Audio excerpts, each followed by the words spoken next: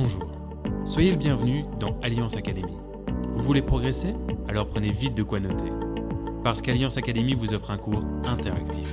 Une fois le cours terminé, nous évaluerons votre progression au travers d'un mini-questionnaire. Nous vous inviterons également à vous exprimer dans notre classe digitale ou par message privé. Professeur, je vous laisse la parole. Bienvenue dans la classe du salut. La leçon d'aujourd'hui est les 7 questions permettant d'évaluer votre salut. Il s'agit ici d'enseigner et d'aider toutes les personnes qui ont reçu Christ de se rassurer si réellement elles ont été sauvées. La plupart des chrétiens ne savent pas en réalité comment est-ce que le salut commence dans la vie de quelqu'un. Alors voici donc 7 questions permettant d'évaluer si oui ou non nous avons réellement été sauvés. Dans le salut, lorsque nous parvenons au salut, il y a différentes choses qui arrivent ou qui se manifestent. Nous rencontrons différentes choses. Et ces différentes choses peuvent ressortir lorsque nous nous posons 7 questions bien précises. Les voici. Première question. Ai-je entendu une parole ou une prédication qui m'a parlé du salut? C'est la première question que l'on se pose pour vérifier si réellement nous sommes sauvés. Parce que si réellement nous sommes sauvés, nous devrions normalement avoir entendu une parole qui nous a présenté Christ. C'est ce que nous appelons la prédication qui parle du salut. Avons-nous entendu une prédication qui parlait du salut, présentant que Jésus est venu mourir pour vous, pour votre salut? La Bible déclare dans le livre de Éphésiens chapitre 1er au verset 13, « En lui, vous aussi, après avoir entendu la parole de la vérité, l'évangile de votre salut, en lui vous avez cru. » Donc, on parvient au salut lorsque l'on a entendu la parole de la vérité, un évangile qui nous parle du salut que Christ offert. Avez-vous reçu, entendu un évangile qui vous a parlé du salut, qui vous a parlé de Christ comme étant votre sauveur? Si oui, cela veut dire que vous êtes réellement sauvé. Voici la deuxième question. Ai-je ressenti la conviction d'avoir besoin de Jésus-Christ pour me sauver? Lorsque quelqu'un parvient au salut, arrive au salut, cette personne doit être passée par une forte conviction d'avoir besoin du Seigneur Jésus. On ne naît pas de nouveau ou encore on ne parvient pas au salut parce que la famille a décidé. Mais on parvient au salut quand il y a une forte et pleine conviction d'avoir besoin de la personne de Jésus-Christ comme votre sauveur. La parole de Dieu déclare dans le livre de Marc, chapitre 10, verset 47. Il entendit que c'était Jésus de Nazareth et il se mit à crier, « Fils de David, Jésus, aie pitié de moi. » Cette personne, ayant entendu que Jésus passait, a exprimé son besoin de Christ. Lorsque l'on parvient au salut, quand vous êtes sauvé, normalement vous avez certainement, entendu l'évangile de Christ qui a suscité en vous le désir ardent de la personne de Christ pour venir vous aider. Avez-vous donc entendu un évangile qui a suscité en vous le plein désir de l'aide de Jésus? Si oui, c'est que vous êtes réellement sauvé. Troisième question à se poser qui aide à vérifier si nous sommes réellement sauvés. Ai-je été convaincu de ma culpabilité et de l'innocence de Christ? Ai-je été convaincu de ma culpabilité et de l'innocence de Christ? C'est-à-dire, lorsque on a été sauvé, cela veut dire qu'il y a eu une période dans ce moment où nous recevions l'évangile du salut et que nous avions ressenti le grand désir de Christ, nous avons aussi été convaincus que nous sommes coupables et que Christ, en mourant à la croix, ne mourait pas en tant que coupable, mais il s'est rendu pour nous pécher, pour que nous nous soyons sauvés. Il a pris notre culpabilité et il est mort à la croix à notre place. La personne qui est morte pour nous à la croix, c'est un innocent. Celui qui naît de nouveau parvient à comprendre que c'est lui le coupable et que Christ est mort pour le péché que lui, l'homme, a commis. Christ est mort en tant qu'un innocent. Mais le coupable qui devait se retrouver là-bas, c'est bien vous, c'est bien moi. En prenant conscience de ça, c'est alors qu'on entre dans notre salut. La Bible déclare ceci dans le livre de Jacques, chapitre 4, verset 9. « Sentez votre misère, soyez dans le deuil et dans les larmes, que votre rire se change en deuil et votre joie en tristesse. » Il est vrai que la conversion ou la nouvelle naissance, le fait d'être sauvé est un événement très merveilleux et même un événement heureux. Mais cependant, lorsque l'on subit et que l'on est en train de traverser la vie païenne, le monde, et qu'on est en train d'entrer dans le salut, on traverse aussi un moment de grand chagrin. Pas chagrin dans une forme d'un deuil, d'une perte d'un être cher, mais le grand chagrin, la grande douleur de constater que nous sommes méchants, que nous sommes mauvais. Si vous avez ressenti ce chagrin, cette douleur intense qui démontrait votre culpabilité, alors vous êtes réellement sauvé. Quatrième question à se poser, très importante cette question, parce que après avoir entendu l'évangile du salut, après avoir été convaincu du besoin de Christ et après s'être rendu compte que vous étiez coupable, la quatrième chose, c'est lié à cette question. Ai-je ressenti l'amour de Dieu pour moi? Ai-je ressenti l'amour de Dieu pour moi? Jean chapitre 3 verset 16 dit « Car Dieu a tant aimé le monde qu'il a donné son Fils unique. » Romains chapitre 5 verset 8 nous dit « Mais Dieu prouve son amour envers nous en ce que, lorsque nous étions encore des pécheurs, Christ est mort pour nous. » Lorsque vous êtes parvenu au salut, quand vous dites que je suis sauvé, cela veut dire que vous étiez aussi convaincu, vous vous êtes rendu compte de combien Dieu vous aime. Je préfère dire, vous avez ressenti cela. Lorsque l'on est de nouveau, on est tellement sous une véritable sensation de l'amour de Dieu. Nous réalisons en fait que Dieu nous aime. Celui qui est né de nouveau est passé dans cette étape à ce moment précis où il s'est rendu compte que personne au monde ne l'avait aimé ou ne pouvait l'aimer comme Dieu. Si vous avez ressenti cela, cela veut dire que vous êtes parvenu au salut. Aussi vrai que le salut est offert à tout le monde, mais le passage pour y arriver est le même. Il n'y a pas une autre manière d'arriver au salut que de passer par Christ et par le constat de l'amour de Dieu. Et si vous n'avez pas fait ce constat et que vous êtes aujourd'hui un enfant de Dieu ou un chrétien parce qu'une église est proche de votre maison, vous n'êtes pas encore parvenu au salut. Cinquième question.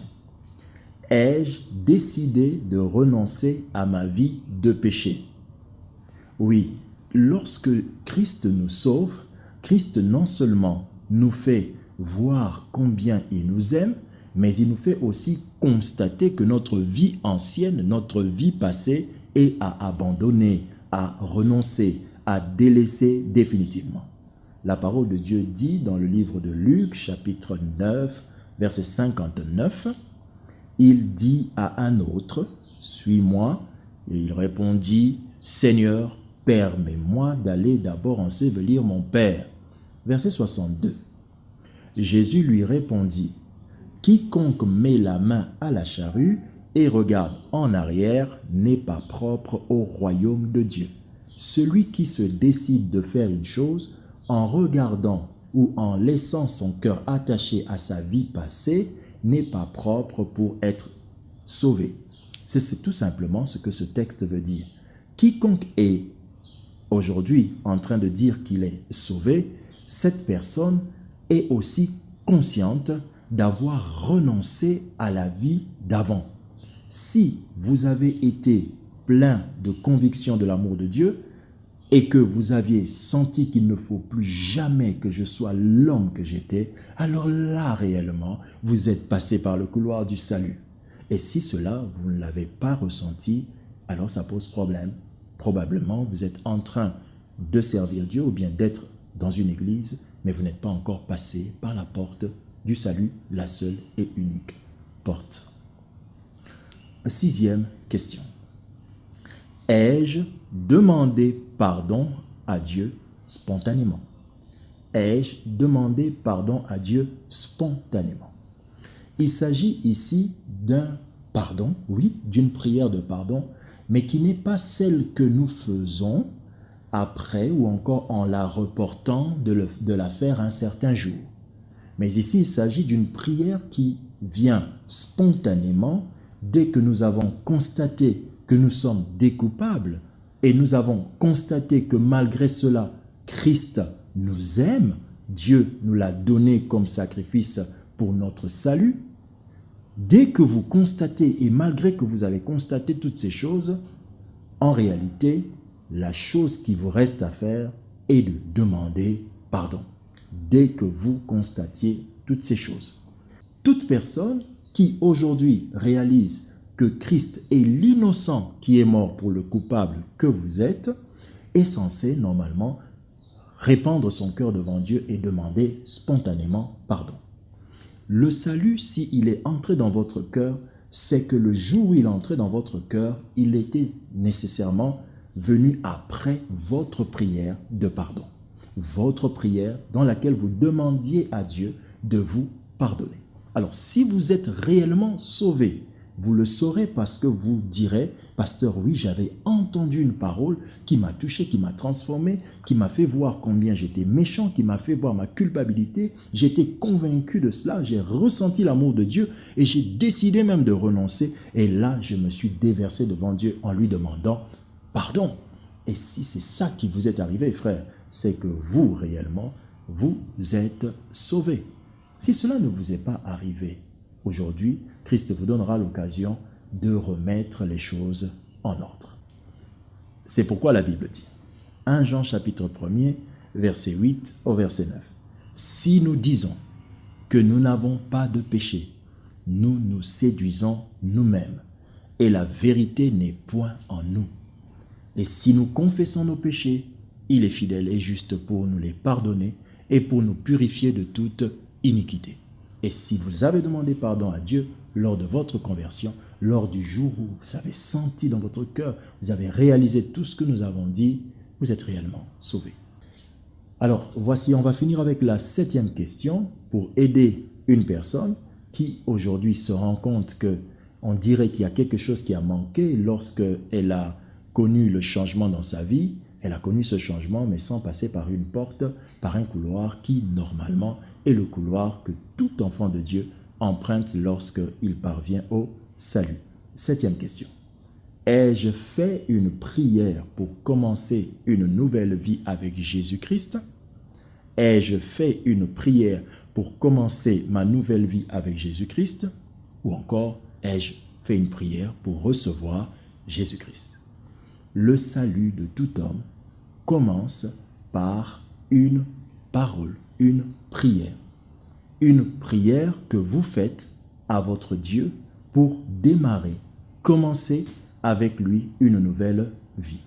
La Bible dit dans Actes 16, verset 30, parlant du geôlier qui fit sortir les apôtres de la prison, dit ceci, il les fit sortir et dit, Seigneur, que faut-il que je fasse pour être sauvé?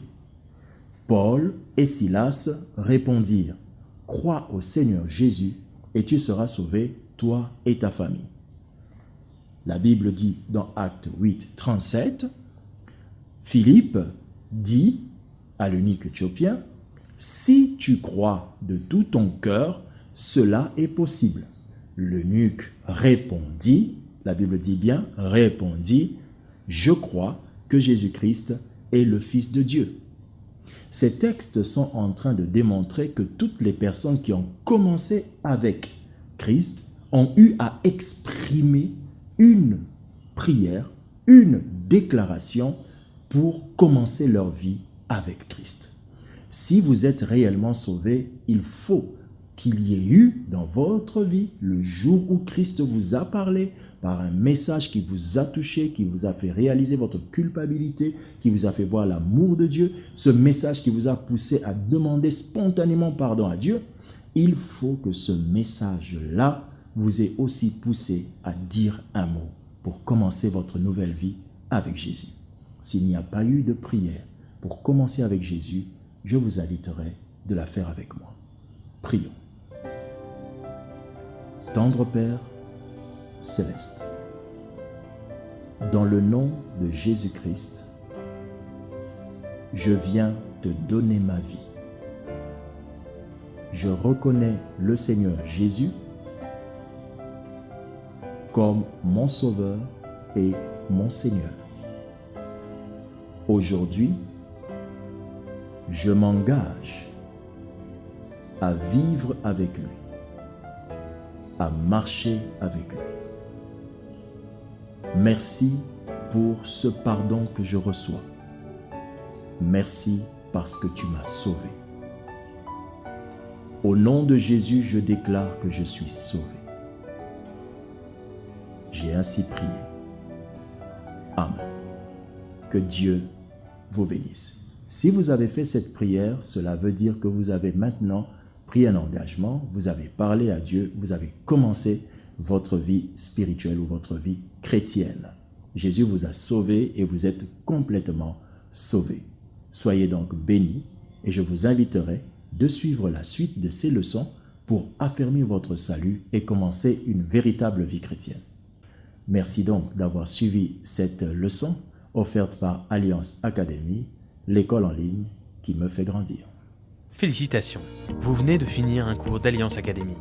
Vous pouvez enrichir cet enseignement grâce à 2 outils.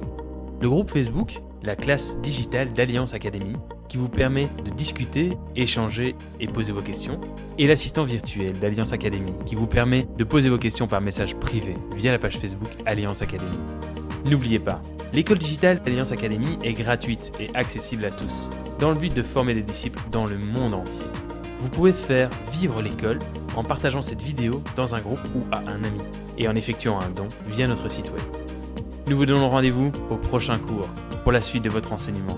À très bientôt avec Alliance Academy, l'école en ligne qui me fait grandir.